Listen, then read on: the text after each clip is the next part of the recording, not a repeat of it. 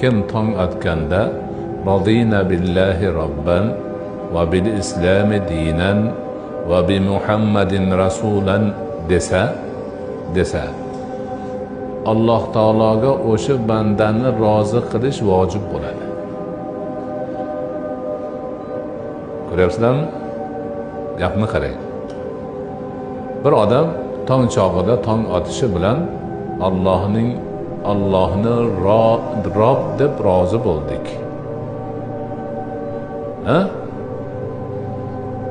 Radina billahi robban va bil islami dinan, islomni din deb rozi bo'ldik, Muhammadni rasul deb rozi bo'ldik deb chin dildan aytyapti.